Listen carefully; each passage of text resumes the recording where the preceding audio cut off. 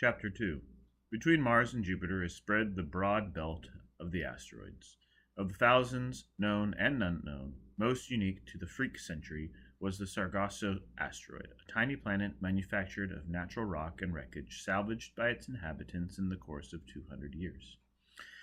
They were savages, the only savages of the 25th century, descendants of a research team of scientists that had been lost and marooned in the asteroid belt 2 centuries before when their ship had failed. By the time their descendants were rediscovered, they had built up a world and a culture of their own, and preferred to remain in space, salvaging and spoiling, and practicing a barbaric travesty of the scientific method they remembered from their forebears. They called themselves the scientific people. The world promptly forgot them. SS Nomad looped through space, neither on a course for Jupiter nor the far stars, but drifting across the asteroid belt in the slow spiral of a dying animalcle. It passed within a mile of the Sargasso asteroid, and it was immediately captured by the scientific people to be incorporated into their little planet. They found Foyle. He awoke once while he was being carried in triumph on a litter through the natural and artificial passages within the scavenger asteroid. They were constructed of meteor metal, stone, and hull plates. Some of the plates still bore names long forgotten in the history of space travel. Indus Queen, Terra. Syrtis Rambler, Mars. Three-Ring Circus, Saturn. The passages led to great halls, storerooms, apartments, and homes, all built of salvaged ships cemented into the asteroid.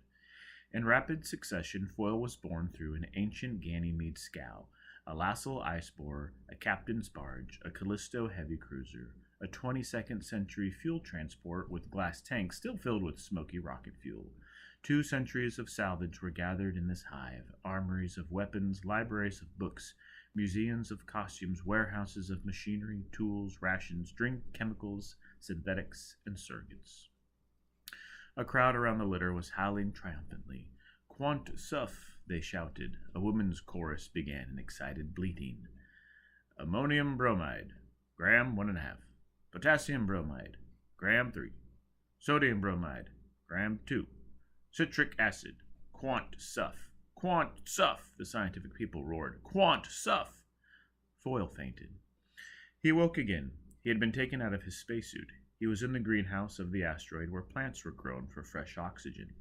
The 100-yard hull of an old ore carrier formed the room, and one wall had been entirely fitted with salvage windows. Round ports, square ports, diamond, hexagonal. Every shape and age of port had been introduced until the vast wall was a crazy quilt of glass and light. The distant sun blazed through. The air was hot and moist. Foyle gazed around dimly. A devil face peered at him. Cheeks, chin, nose, and eyelids were hideously tattooed like an ancient Maori mask. Across the brow was tattooed Joseph. The O in Joseph had a tiny arrow thrust up from the right shoulder, turning it into the symbol of Mars, used by scientists to designate male sex. "We are the scientific people," Joseph said. "I am Joseph. These are my brethren." He gestured. Foyle gazed at the grinning crowd surrounding his litter. All faces were tattooed into devil masks. All brows had names blazoned across them. "How long did you drift?" Joseph asked. "Vorga," Foyle mumbled. "You are the first to arrive alive in 50 years. You are a puissant man, very. Arrival of the fittest is the doctrine of holy Darwin, most scientific." "Quant suff!" the crowd bellowed. Joseph seized Foyle's elbow in the manner of a physician taking a pulse.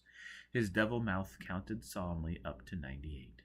"Your pulse, 98.6, Joseph said, producing a thermometer and shaking it reverently. "Most scientific." "Quant suff!" came the chorus. Joseph proffered an Erlenmeyer flask. It was labeled Lung, Cat, CS, Hematoxylin, and Eosin. "Vitamin?" Joseph inquired. When Foyle did not respond, Joseph removed a large pill from the flask, placed it in the bowl of a pipe, and lit it. He puffed once and then gestured. 3 girls appeared before Foyle. Their faces were hideously tattooed. Across each brow was a name: Joan, and Moria, and Polly. The O of each name had a tiny cross at the base. Choose, Joseph said. The scientific people practice natural selection. Be scientific in your choice. Be genetic. As Foyle fainted again, his arm slid off the litter and glanced against Mora. Quant Suf! He was in a circular hall with a domed roof. The hall was filled with rusting antique apparatus, a centrifuge, an operating table, a wrecked fluoroscope, autoclaves, cases of corroded surgical instruments. They strapped Foyle down on the operating table while he raved and rambled. They fed him. They shaved and bathed him. Two men began turning the ancient centrifuge by hand. It emitted a rhythmic clanking like the pounding of a war drum. Those assembled began tramping and chanting. They turned on the ancient autoclave. It boiled and geysered, filling the hall with howling steam. They turned on the old fluoroscope. It was short-circuited and spat sizzling bolts of lightning across the steaming hall. A 10-foot figure loomed up to the table. It was Joseph on stilts. He wore a surgical cap, a surgical mask, and a surgeon's gown that hung from his shoulders to the floor. The gown was heavily embroidered with red and black thread, illustrating anatomical sections of the body. Joseph was a lurid tapestry out of a surgical text. I pronounced you nomad, Joseph intoned. The uproar became deafening. Joseph tilted a rusty can over Foyle's body. There was the reek of ether. Foyle lost his tatters of consciousness, and darkness enveloped him. Out of the darkness, Vorga T-1339 surged again and again, accelerating on a sunward course that burst through Foyle's blood and brains until he could not stop screaming silently for vengeance. He was dimly aware of washings and feedings and trampings and chantings. At last he awoke to a lucid interval. There was silence. He was in a bed. The girl, Moria, was in bed with him. Who you? Foyle croaked. Your wife, Nomad. What?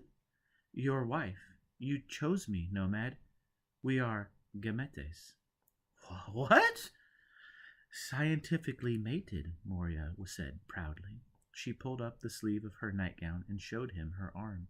It was disfigured by 4 ugly slashes.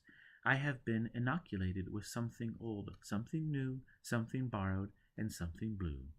Foyle struggled out of bed. Where are we now? In our home.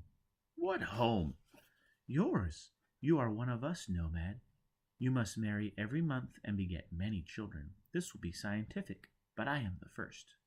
Foyle ignored her and explored. He was in the main cabin of a small rocket launch of the early 2300s, once a private yacht. The main cabin had been converted into a bedroom. He lurched to the ports and looked out. The launch was sealed into the mass of the asteroid, connected by passages to the main body. He went aft. 2 smaller cabins were filled with growing plants for oxygen. The engine room had been converted into a kitchen. There was a high thrust in the fuel tanks, but it fed the burners of a small stove atop the rocket chambers. Foyle went forward. The control cabin was now a parlor, but the controls were still operative, he thought. He went aft to the kitchen and dismantled the stove. He reconnected the fuel tanks to the original jet combustion chamber. Moria followed him curiously. What are you doing, Nomad? Got to get out of here, girl, Foyle mumbled. Got business with a ship called Vorga. You dig me, girl? Going to ram out in this boat is all. Moria backed away in alarm. Foyle saw the look in her eyes and leaped for her. He was so crippled that she avoided him easily. She opened her mouth and let out a piercing scream. At that moment, a mighty clangor filled the launch. It was Joseph and his double-faced scientific people outside, banging on the metal hull, going through the ritual of a scientific charivari for the newlyweds. Moria screamed and dodged while Foyle pursued her patiently. He trapped her in a corner, ripped her nightgown off, and bound and gagged her with it. Moria made enough noise to split the asteroid open, but the scientific charivari was louder. Foyle finished his rough patching of the engine room. He was almost an expert now. He picked up the writhing girl and took her to the main launch. Leaving, he shouted in Moria's ear. Take off. Blast right out of asteroid. Hell of a smash, girl. Maybe I'll die, you. Everything busted wide open. Guesses for grabs what happens. No more air, no more asteroid. Go tell him, warn him. Go, girl. He opened the hatch, shoved Moria out, slammed the hatch, and dogged it. The charivari stopped abruptly. The controls Foyle pressed ignited. The automatic takeoff siren began a howl that had not sounded in decades. The jet chambers ignited with dull concussions. Foyle waited for the temperature to reach firing heat. While he waited, he suffered. The launch was cemented into the asteroid. It was surrounded by stone and iron. Its rear jets were flush on the hull of another ship packed into the mass. He didn't know what would happen when his jets began their thrust, but he was driven to gamble by Vorga. He fired the jets. There was a hollow explosion of high thrust flamed out of the stern of the ship. The launch shuddered, yawed, heated. A squeal of metal began. Then the launch grated forward. Metal, stone, and glass split asunder, and the ship burst out of the asteroid into space. The inner planet's navy picked him up 90,000 miles outside Mars' orbit. After 7 months of shooting war, the IP patrols were alert but reckless. When the launch failed to answer and give recognition countersigns, it should have been shattered with a blast, and questions could have been asked of the wreckage later. But the launch was small, and the cruiser crew was hot for prize money. They closed and grappled. They found Foyle inside, crawling like a headless worm through a junk heap of spaceship and home furnishings. He was bleeding again, ripe with stinking gangrene, and one side of his head was pulpy. They brought him into the sick bay aboard the cruiser and carefully curtained his tank. Foyle was no sight even for the tough stomachs of lower-deck Navy men.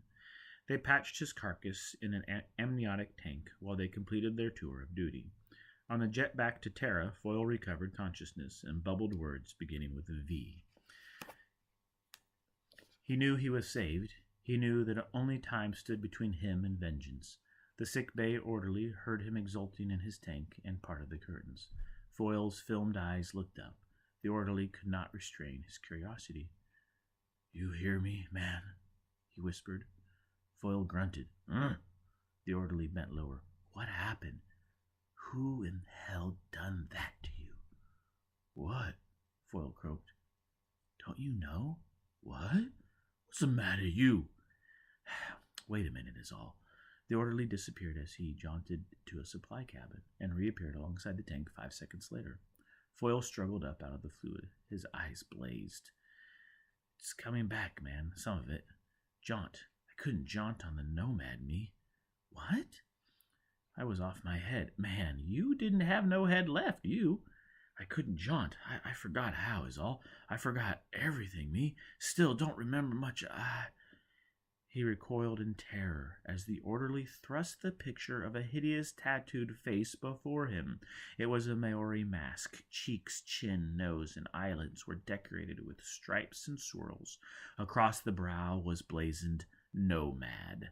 Foyle stared, then cried out in agony. The picture was a mirror. The face was his own.